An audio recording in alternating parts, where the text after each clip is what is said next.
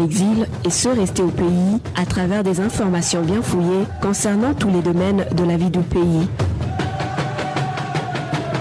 Le magazine Humura Burundi est diffusé sur le web via le site de la RPA www.rpa.bi. Humura Burundi.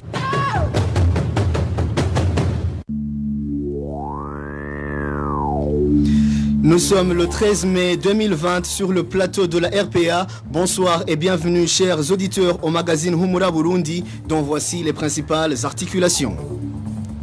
La politique d'autruche de Gitega de cacher la vérité sur les effectifs des victimes du coronavirus risque de provoquer une hécatombe.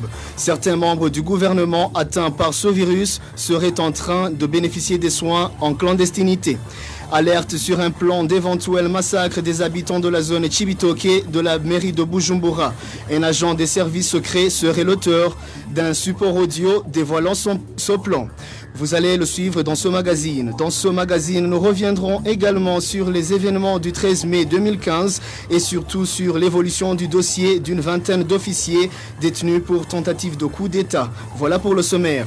À la présentation, vous êtes avec Trésor Nyongabo, Fabrice Ndimurukundo assure la mise en onde et Aimé Steve Nyongeko à la prise d'image. Ouvrons ce journal par la page santé. Le plan du gouvernement burundais de cacher les réalités sur le coronavirus risque de provoquer une hécatombe. Déjà, 6 parmi les membres du comité de dépistage ont été testés positifs à ce virus ce mardi. De plus, certains membres du gouvernement auraient été infectés par ce virus et se feraient soigner dans la clandestinité. Plus de détails avec Josiane Mouzanez. Depuis l'apparition du coronavirus, le gouvernement burundais a brillé par sa volonté manifeste de cacher la réalité sur la situation de cette pandémie. Ces derniers jours, les professionnels de santé alertent sur des cas de mort des personnes aux symptômes du Covid-19 et d'autres qui meurent sans avoir le résultat de test à cette maladie. Selon des informations dont dispose la RPA, 6 des membres du comité mis en place par le ministère de la Santé pour tester le coronavirus au sein de l'Institut national de santé publique ont été testés positifs au Covid-19 ce mardi. Pour le moment, c'est la peur au sein des agents de cet institut, non seulement pour leur état sérologique, mais également pour avoir été en contact permanent avec ces personnes déjà infectées. Ce mercredi, le laboratoire pour test de coronavirus a été pulvérisé et aucun test des agents de l'INSP n'a été fait. Concernant ces agents testés positifs, c'est le silence radio et rien ne filtre jusqu'ici, et ces derniers sont loin des yeux inquisiteurs. Selon nos sources, un kit de médicaments a été mis à leur disposition pour une prise à domicile, ce qui a également provoqué des inquiétudes au sein de leur famille. Une démarche qui, jusqu'ici, vise à cacher l'ampleur de cette pandémie au Burundi. Par ailleurs, certains membres du gouvernement auraient déjà été infectés par ce virus. À titre illustratif, le ministre de la Défense, qui aujourd'hui reste alité à son domicile, des sources concordantes révèlent qu'il présente des symptômes de coronavirus. Un autre ministre est également parmi les personnes suspectes. Il ne se présente pas au service, tandis que certaines sources révèlent qu'il serait déjà parti chez lui à la campagne. Parmi les autres hauts responsables atteints de Covid-19 figure un magistrat de la cour d'appel de Nahangwa, sa secrétaire qui a contaminé son époux et leur enfant, ainsi que le directeur de l'organisation judiciaire au sein du ministère de la Justice. Merci à Josiane Mouzanez. Entre-temps, l'information qui vient de nous parvenir est que le ministère burundais des Affaires étrangères vient de déclarer persona non grata à 4 hauts fonctionnaires de l'OMS au Burundi.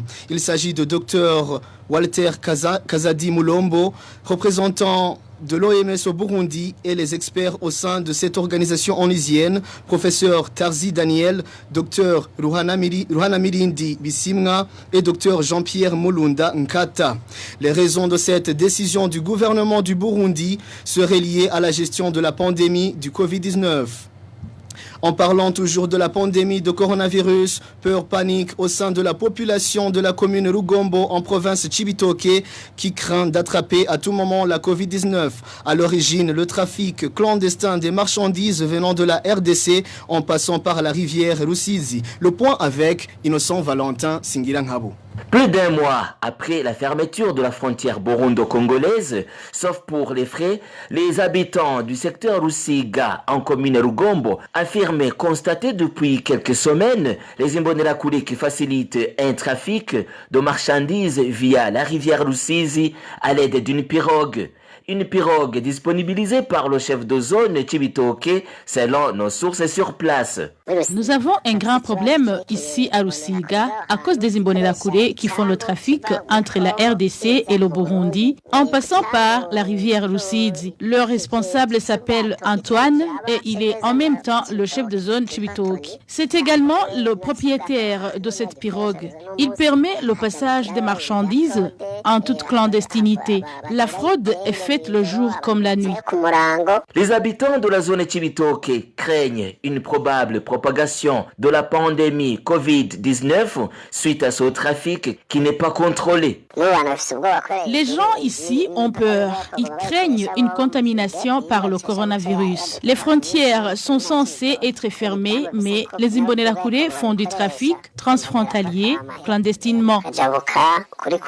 Nous avons essayé de joindre Antoine Bonima, le chef de zone Chibitoke qui a été cité, tout comme Béatrice Kaderi, administrateur de la commune Rugombo, mais sans succès. Merci également à toi, Innocent Valentin Singira Ngabo. Toujours page santé, l'ONU-SIDA s'inquiète que le nombre de morts du sida pourrait doubler en Afrique subsaharienne durant cette période de pandémie de la Covid-19. Les personnes vivant avec le VIH-SIDA pourraient accéder difficilement aux antirétroviraux. Au Burundi, Jeanne Gapia, l'un des leaders de la lutte contre le sida, indique qu'ils ont déjà pensé à cette question pour diminuer les risques que pourraient courir les personnes vivant avec le VIH-Sida. Alors, ça, c'est justement une grande inquiétude. Je peux vous dire que l'ANSS fait partie est membre d'une coalition. C'est une union de plusieurs associations dans le monde regroupées dans Coalition Plus. L'ANSS est membre de Coalition Plus parce que c'est la seule d'ailleurs au niveau du Burundi qui a atteint les critères d'éligibilité pour être membre de Coalition Plus. Étant membre du conseil d'administration, dernièrement, on avait un conseil d'administration et j'ai moi-même soulevé ce problème parce que justement, dans la politique de la l'ANSS, prévenir le Covid-19, on s'était entendu que pour éviter que nos membres qui sont infectés par le VIH et qui sont pour la plupart co-infectés par d'autres maladies qui les rendent très vulnérables, on voulait que ces personnes évitent de venir très souvent dans des endroits comme la NSS où il y a plusieurs gens, où il y a des risques d'être contaminés par le Covid-19. Et notre stratégie, c'était de leur donner une provision de 3 mois d'antirétroviraux. D'habitude, on donne chaque mois. Mais là, exceptionnellement, on se disait si on peut avoir des provisions pour 3 mois, comme ça les évite de faire des va-et-vient. Malheureusement, dans le stock que nous avons et au niveau de la Camébou, il n'y avait pas assez de provisions pour qu'on puisse donner 3 mois. Nous avons pu leur donner 2 mois. Ça nous a interpellés, surtout en ce moment, comme vous le dites, où nous savons que les médicaments viennent par avion. Il n'y a plus d'avion. Et quand j'ai soulevé ce problème, c'est un problème qui va être un problème dans tous les pays et nous avons résolu de faire un plaidoyer auprès du Fonds mondial, qui est le Fonds mondial contre le paludisme, la tuberculose et le VIH. Comme c'est l'organisation qui finance pratiquement tous les pays en Afrique, en tout cas en termes d'antirétroviraux, pour qu'ils commencent à s'organiser. Et pratiquement au Burundi, c'est eux-mêmes d'ailleurs qui font les approvisionnements en ARV. Et qu'ils essayent de trouver le moyen pour qu'on ne tombe pas dans les ruptures de stock. Alors, c'est une question que nous suivons et nous sommes vraiment très au-dessus pour qu'on ne tombe pas dans ces ruptures de stock. Jeanne Gapia indique que cette période lui rappelle la discrimination dont ont été victimes les personnes vivant avec le VIH-Sida les années 1990 et conseille aux malades du Covid-19 de ne pas se cacher. Retrouvez les différentes productions de la RPA sur Facebook, YouTube, Twitter et sur www.rpa.bi.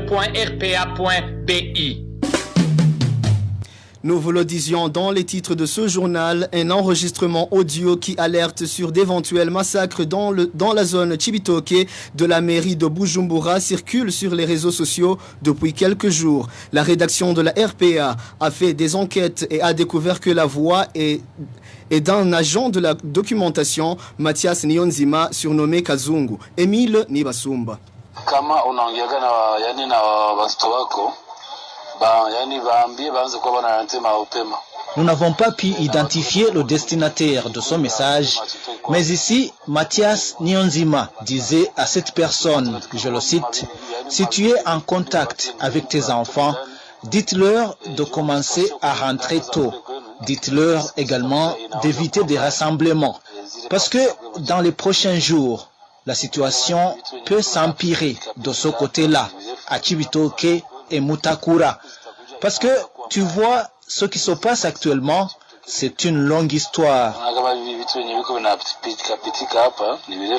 Certains de ses collègues et d'autres sources que la RPA a contactées affirment que la voix est de Mathias Nionzima, surnommé Kazungu. Et comme cet agent du service national de renseignement burundais est cité dans plusieurs crimes commis dans le pays, la rédaction de la RPA a tenté de joindre la police qui est chargée de la sécurité de la population, mais son porte-parole, Pierre Nkurikiye, nous a raccroché au nez à 3 reprises.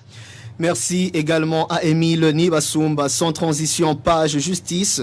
13 mai 2020, 5 ans, jour pour jour, un groupe d'officiers a tenté un coup de force contre le régime de Pierre Nkurunziza. Une vingtaine d'officiers ont été appréhendés les jours suivant cet échec de renversement de pouvoir. Condamnés pour la plupart à la perpétuité par la Cour suprême, la défense dit avoir porté le cas devant la Commission africaine des droits de l'homme en attendant qu'au Burundi la justice ait encore sa place. La violation du droit de défense et l'ignorance par la justice de certaines pistes sont les principaux vices de procédure relevés par la défense. Maître Bernard Menguin est l'un des avocats du général Cyril Ndayirukiye, le numéro 2 du groupe de ces officiers qui ont tenté de renverser le régime Nkurunziza. Vous savez qu'il y a eu des mesures à un moment donné de saisie de certains biens. Des recours ont été exercés mais n'ont pas été suivis des faits. Il n'y a même pas eu de traitement judiciaire de ces dossiers. D'autre part, nous avons introduit devant la Commission africaine des droits de l'homme un recours au bénéfice du général Cyril et à la Commission africaine a accusé réception de notre dossier. À la Commission africaine a estimé que le dossier ne devait pas être rejeté. Il y avait des éléments susceptibles d'être qualifiés de violation des droits humains fondamentaux et nous a demandé de déposer un mémoire sur la recevabilité. Nous avons travaillé et déposé ce mémoire il y a quelques semaines et maintenant ce mémoire doit être communiqué au gouvernement burundais pour que ce dernier réagisse et prenne position concernant cette question de recevabilité. Dans les circonstances actuelles, la marge de manœuvre sur ce dossier est étroite, mais qui dit que dans 1 an, dans 2 ans, les choses ne vont pas évoluer. J'ai confiance, un jour ils vont être là et ils vont dire le droit en toute indépendance. Et ce jour-là, le travail humble et modeste que nous avons accompli avec quelques amis juristes pourrait un jour fêter calmement le retour de l'état de droit. Maître Menguin se montre inquiet de la sécurité de ce groupe d'officiers burundais. Avec l'absence d'émissions d'observation des droits de l'homme, il craint pour leur sécurité si la situation ne venait à dégénérer. Encore une fois, Maître Bernard Menguin.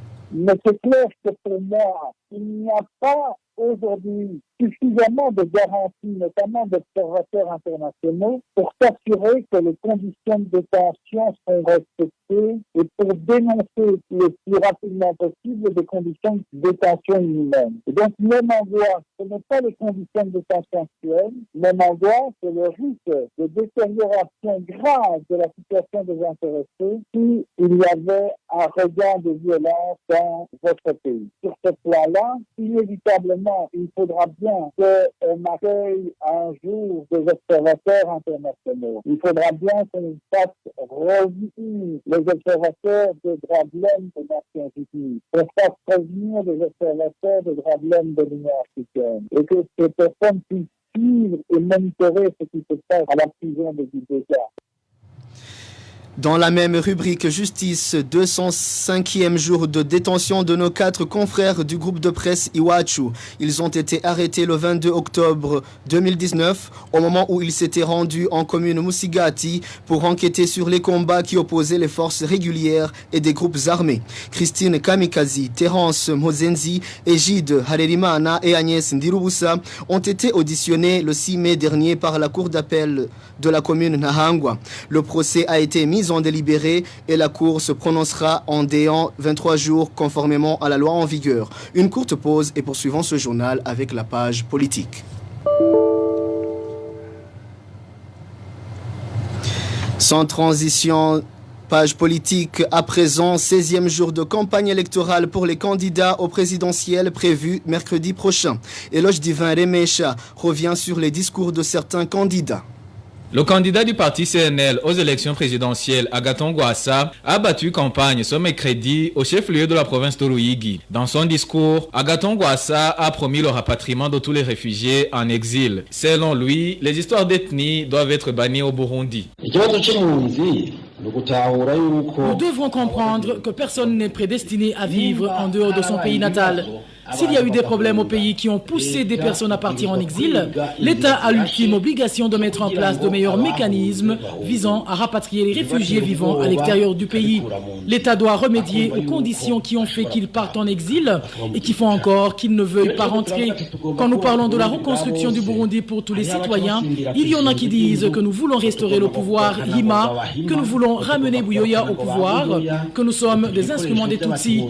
Burundais et Burundaises, il n'y a pas un Burundi des Hutus uniquement, des Tutsis uniquement ou des Twa uniquement. Le Burundi appartient à tous les Burundais sans distinction aucune. Évariste Ndayishimiye, le candidat du parti CNDD-FDD, était en province de Bujumbura. Évariste Ndayishimiye a promis de l'eau potable dans tout le pays. L'autre promesse se rapporte au combat contre la famine. Ce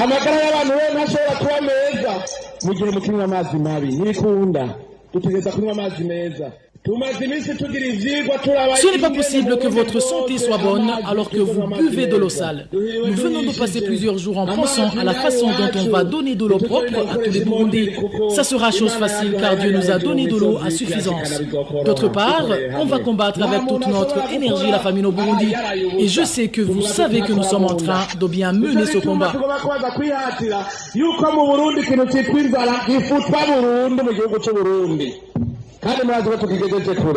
Domitien Daïdzeye, qui se fera élire pour le compte de la coalition Kira Burundi, s'était rendu en province Kirundo. Il a quant à lui accepté d'aider tous les Burundais dans l'obtention de la carte d'assurance maladie.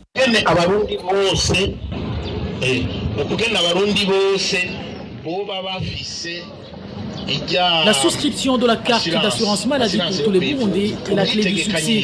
Certes, ça nous prendra du temps, mais je crois que dans 2 ans, l'objectif sera atteint.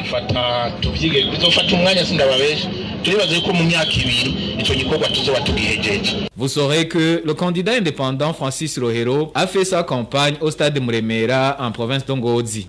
Merci à Eloge Divin Remesha. Des présidentielles aux législatives, Priska Ndayishimiye est une candidate indépendante de la circonscription de Makamba aux prochaines législatives. Elle habite la colline Rurambira en commune Vugizo de cette province Makamba. Le développement de la femme rurale est l'un des projets qui lui tiennent à cœur. Suivez. Gushigikira umukenyezi mwirimizi mu kurima imbuto zirobanuye kumwegereza umwavu w'ikirundi n'uw'ikizungu kumwereka ingene bikoresha kugira nubwo yoba arima imirima mito. Soutenir la femme rurale, même si elle a un petit espace cultivable, pour qu'elle puisse avoir une bonne production à consommer et à vendre. Lui montrer comment utiliser l'engrais chimique pour qu'elle puisse avoir une bonne récolte en disponibilisant cet engrais à un prix abordable, que chaque paysan soit capable de s'en procurer.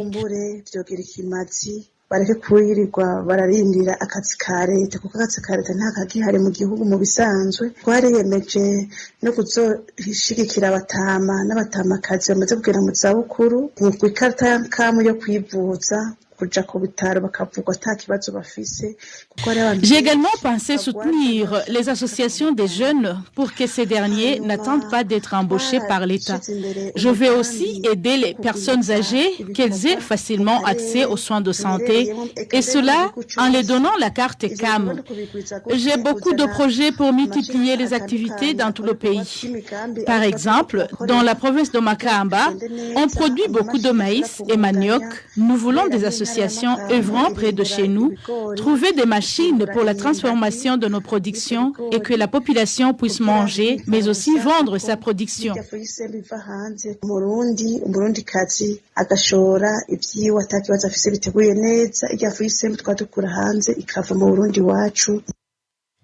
Priska Ndaishimiye nous parle également de ses réalisations en province de Makamba et dans tout le pays. Mu buzima bwa misi yose nabayeho nifuza gukorera abandi ku nyungu z'abenegihugu bose ku mutumba mbako mu komine mbamwo mu ntara nkoreramwo. Narabayeho mu 2007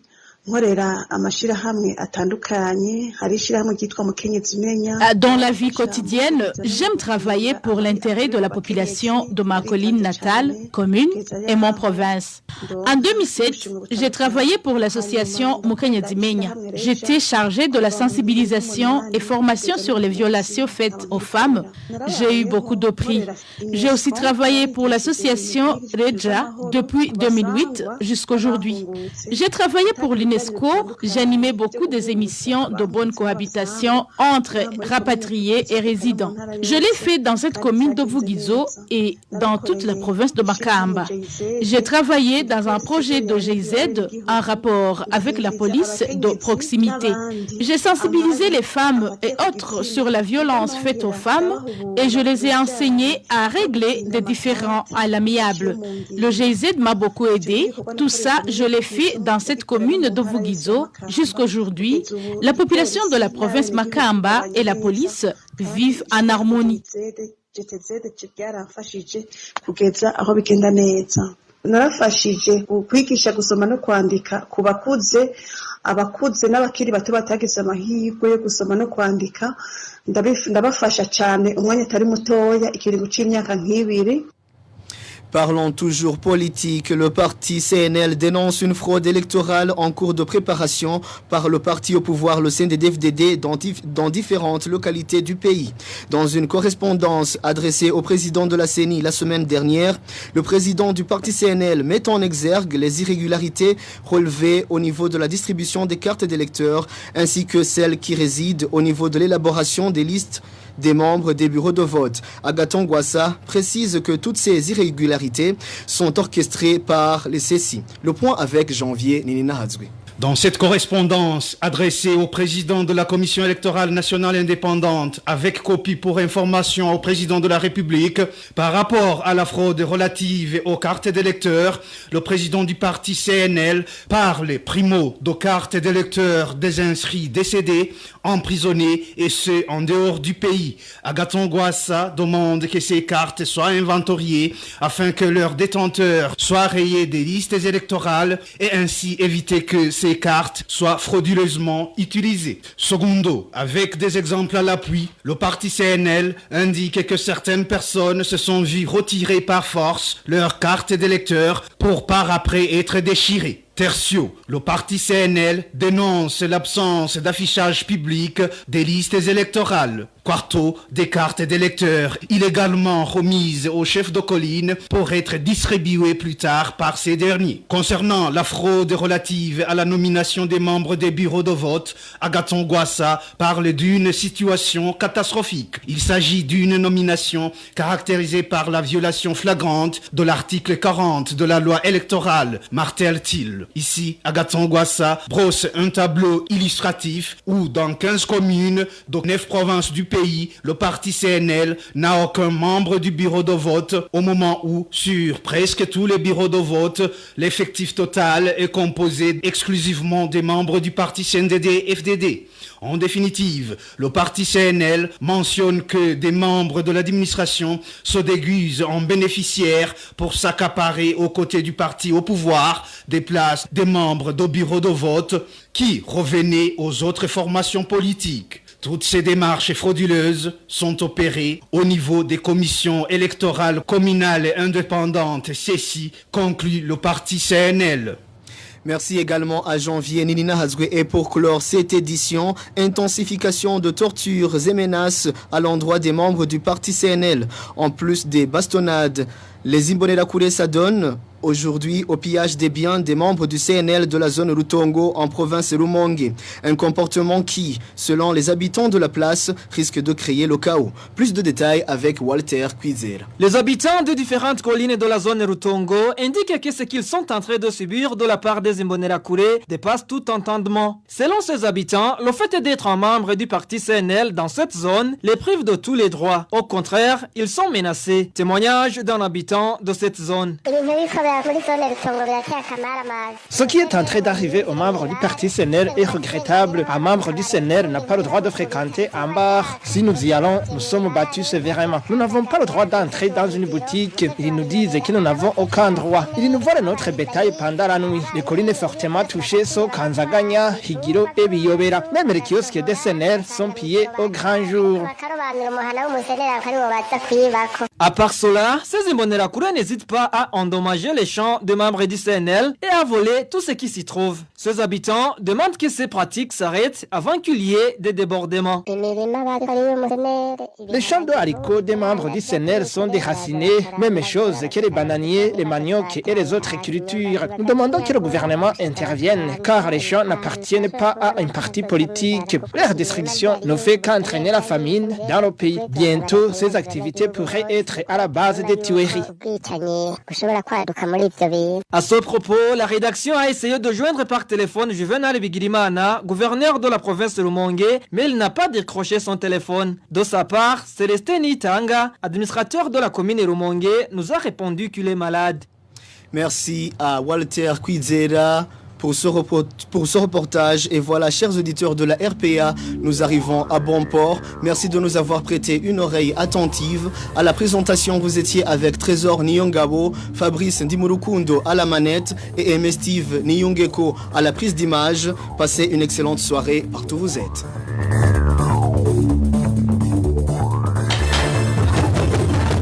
C'était le magazine Humura Burundi. Un magazine comprend pour relier les Burundais en exil et ceux toujours au pays à travers une information de qualité. Bakira